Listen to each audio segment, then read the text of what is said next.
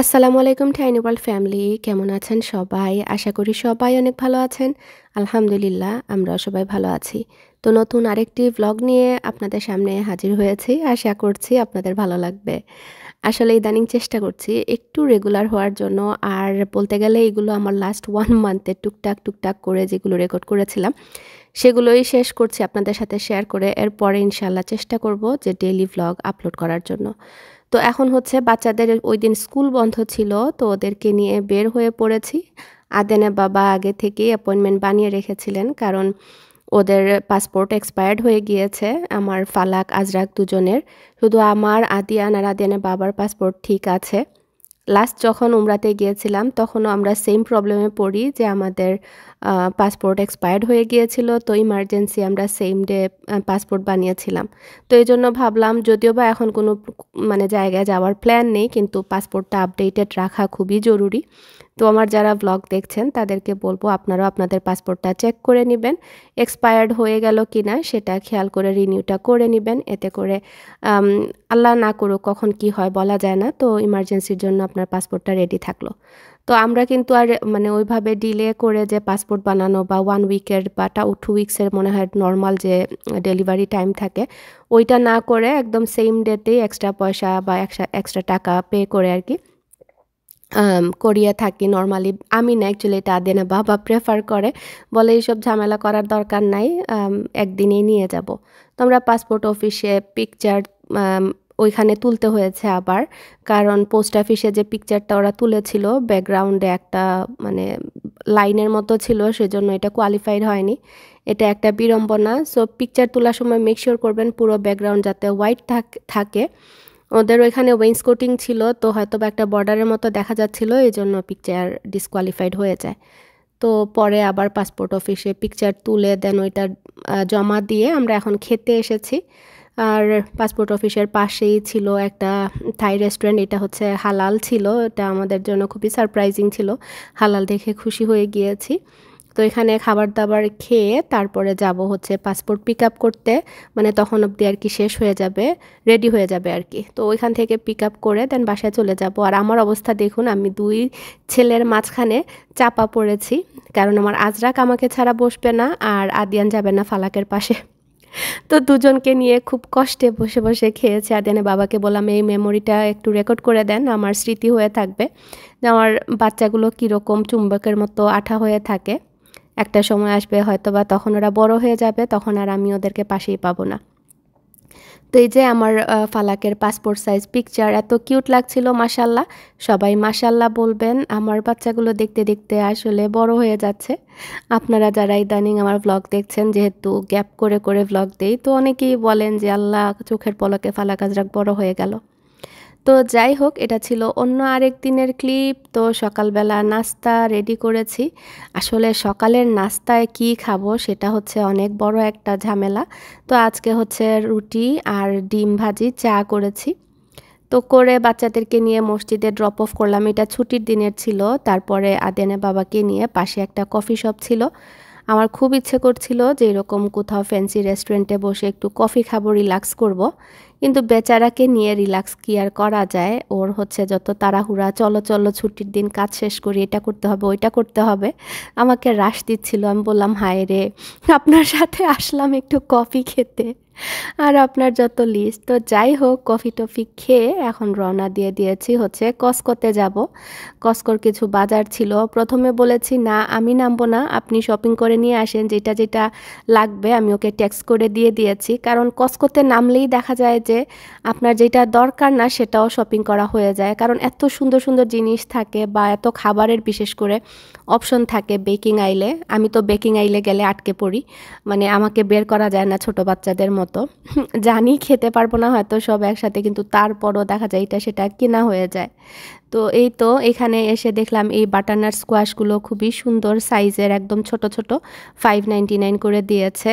আমি বললাম যে আমার জন্য একদম পারফেক্ট, কারণ আমার ফালাক আজরাকের জন্য ভাজি করে থাকি বাটারনাট স্কোয়াশ দিয়ে। তো এত সুন্দর সাইজ আর দামটাও এত রিজনেবল ছিল।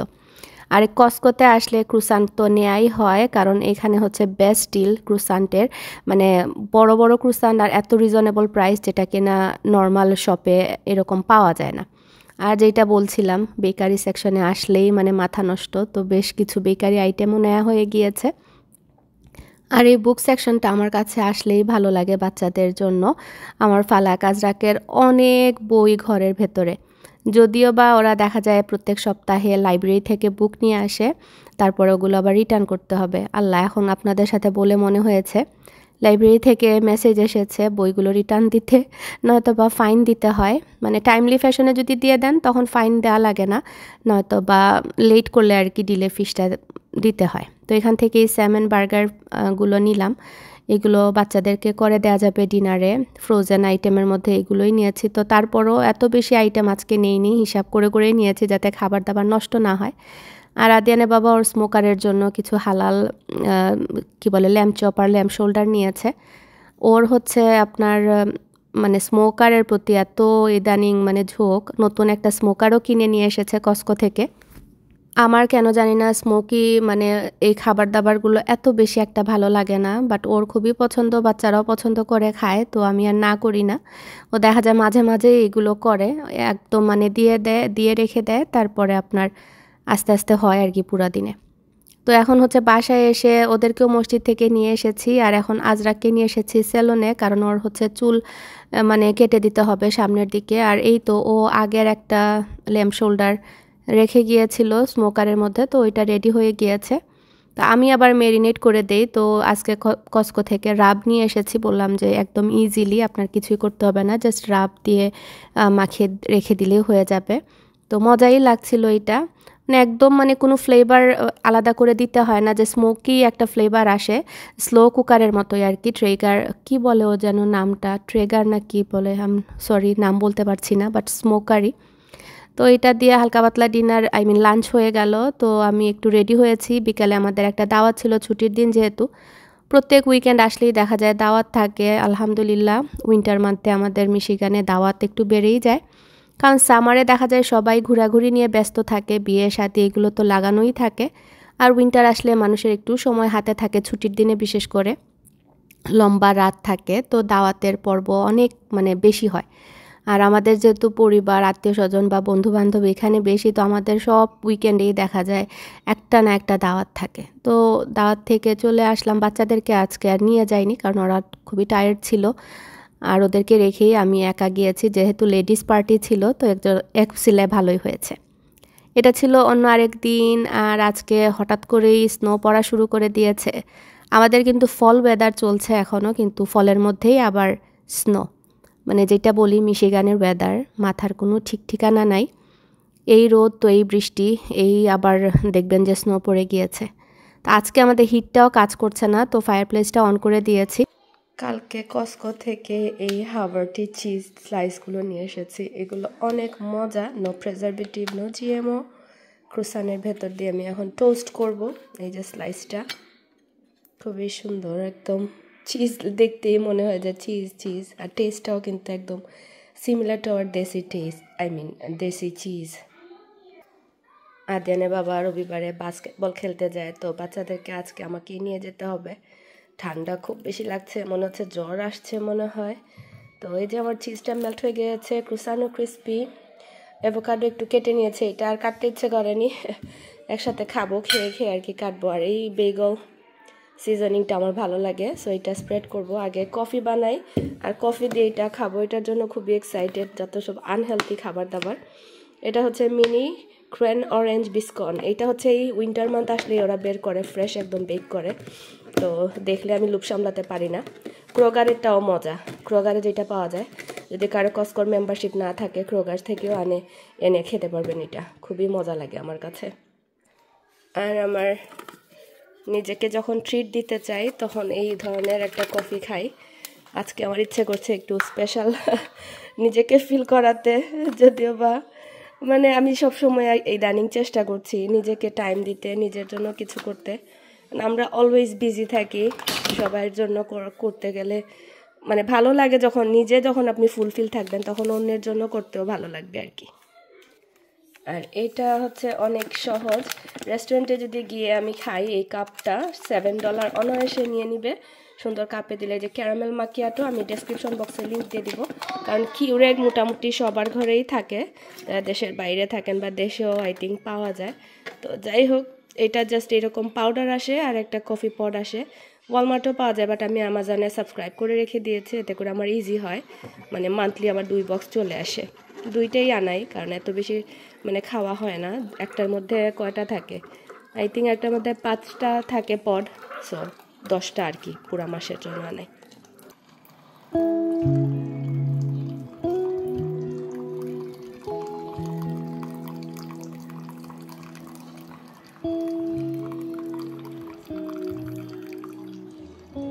এই কফি পড়ার দৃশ্য আমার খুবই ভালো লাগে। যেদিন সকালে আমি আমার নিজেকে একটু টাইম দিতে পারি বা বাচ্চারা একটু শান্ত থাকে, সেদিন নিজেকে আমার পৃথিবীর সব থেকে সুখী মানুষ মনে হয়, আলহামদুলিল্লাহ। আর এই সকালটা যদি সুন্দর যায়, আমার দেখা যায় আমার পুরো দিন মানে আমি ভালো ফিল করি। তো চেষ্টা করি আর কি, প্রত্যেক দিন তো সম্ভব হয় না, অনেস্টলি স্পিকিং। প্রত্যেক দিনকে এটা মনে হয় আজকে কয় মাস পরে মনে হয় আজকে এই সৌভাগ্যটা হয়েছে।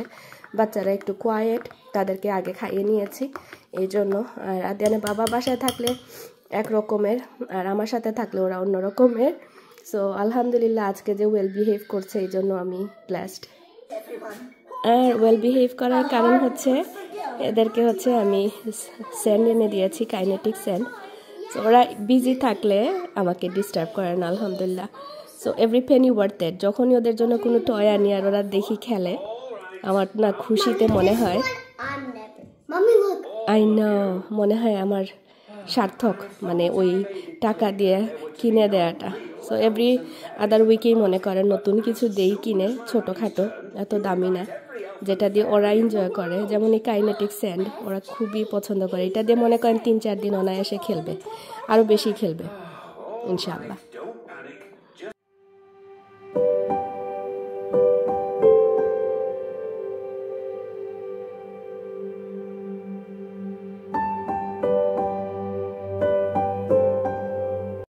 আমার টুনটুনিদেরকে রেডি করালাম, মসজিদে নিয়ে যাব। আমার আদিয়ান অলরেডি গাড়িতে চলে গিয়েছে। মাশাআল্লাহ মাশাআল্লাহ, সবাই মাশাআল্লাহ বলবেন।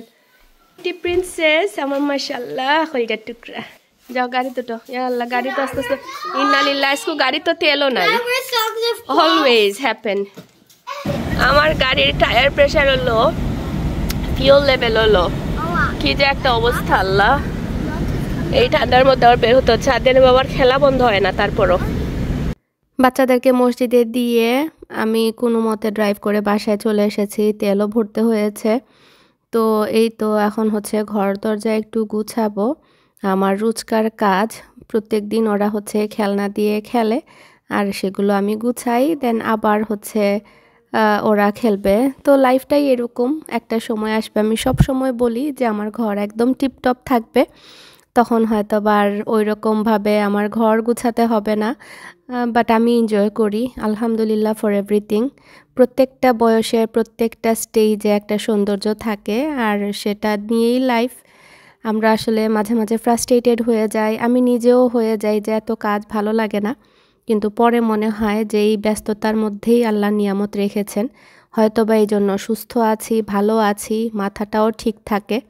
নতবা এত কাজের চাপে বা আনুষাঙ্গিক অন্যান্য আরও যত চিন্তা ভাবনা থাকে সেগুলোর মধ্যেই হয়তো ডুবে থাকতাম আর অসুস্থ হয়ে যেতাম। কাজকর্ম করছি বলে ভালো আছি, আর আল্লাহ তাআলা ভালোও রাখছেন, দোয়া করবেন সবাই। আর ইদানিং ব্লগ করা যেটা বললাম, আমার মোটেও হচ্ছে না ওইভাবে যে রুটিন করে, তো দোয়া করবেন যাতে আমি কন্টিনিউ করতে পারি। আর মাঝখানে বা এখনও বলতে গেলে একটা জিনিস আসলে ভয় কাজ করে, আমি নজর ওইভাবে, সত্যি কথা আমি আগেও বলেছি যে আমি মানে বিশ্বাস তো করি, ইসলামে তো আছে, বাট ওইভাবে এত কেয়ার করিনি। আর যখনই আপনি যেটা নিয়ে অবসেসড হয়ে যাবেন, মানে অতিরিক্ত চিন্তা করবেন, দেখবেন যে আপনার সেটা পেয়ে বসে। তো আমি চাচ্ছি আমার মাথা থেকে সেটা সরাতে, কারণ যেটাই করি তখনই মনে হয় আল্লাহ এটা মনে হয় এই কারণে হয়েছে, আচ্ছা ওইটা মনে হয় ওই কারণে হয়েছে, মানে একটা নেগেটিভ থিঙ্কিং চলে আসে। আমার মাঝখানে অসুস্থতা বা এটা সেটা লেগেই থাকতো, আর কাজেও এনার্জি পেতাম না। তো আমার মনে হয় যে প্রায় সময় আপনারা কমেন্টে বা যে কোনো মানুষ আমার ব্লগ দেখলে বলে যে আল্লাহ এত কাজ কিভাবে করে মেয়েটা, বা আপনি এত কাজ কিভাবে করেন। তখন আমার মনে হয় যে হয়তো বা হতে পারে যে এটাও নজরের একটা ইয়ে। তো যাই হোক, আমার ব্লগ দেখলে ভালো লাগলে প্লিজ মাশাআল্লাহ বলবেন। আমি জানি আপনারা আমার ওয়েল উইশার যারা, তারা আমাকে সবসময় দোয়া করেন, পছন্দ করেন। তো তারপরেও একবার মাশাআল্লাহ বলে দিবেন। আসলে আল্লাহ তাআলা যাতে সবাইকে, আমি দোয়া করি আমরা যারা গৃহিণী আছি বা হাউসওয়াইফ আছি বা এমনিতে আমরা যত মেয়েরা আছি, সবার যেন আল্লাহ তাআলা শরীরটা সুস্থ রাখেন, কাজকর্মে সবারই যেন এনার্জি থাকে। কারণ মানুষের সব দিন সমান যায় না, আমারও সব দিন সমান যায় না। কোনো দিন কাজে খুব বেশি এনার্জি পাই, আর কখনো দেখা যায় লেজি ডে পার করি। তো সব মিলিয়েই জীবন আসলে।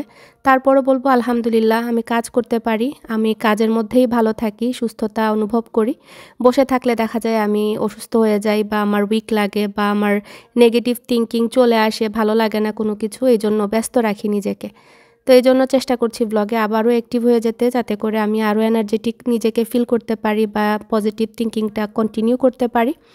আর যেটা বললাম, নজর বা যেটা মানে সব কিছুই তো আছে, বাট আমি চেষ্টা করি সেই অনুযায়ী নিজের জীবনটাকে লিড করার জন্য, চারকুল পরে প্রোটেক্ট করার জন্য। তো বাকিটুকু আল্লাহর হুকুম। আসলে যেটা বললাম, যে জিনিসটা আপনি মাথায় বেশি চিন্তা করবেন সেই জিনিসটাই দেখবেন আপনার সাথে হচ্ছে, নয়তো বা আপনি দেখবেন ভালোভাবেই লাইফ লিড করতে পারছেন। তো এই তো, আর এই ড্রিম মি, এই ভ্যাকিউম আর প্লাস মপ আমার একসাথে হয়ে যাওয়ার পর থেকে এত শান্তি পাই ঘর দরজা ক্লিন করে। আমি ডেসক্রিপশন বক্সে লিঙ্ক দিয়ে দিব। প্রায় সময় আপুরা এটার জন্য আমাকে অ্যাক্স করেন। তো আপনারা আমার ডেসক্রিপশন বক্স চেক করলেই পেয়ে যাবেন লিঙ্কটা। তো এখন হচ্ছে একটু রিল্যাক্স করব, ঘর দরজা মোটামুটি ক্লিন করে ফেলেছি। ইনশাল্লাহ আগামী ব্লগে আপনাদের সাথে আবারও দেখা হবে বা কথা হবে। আসসালামু আলাইকুম।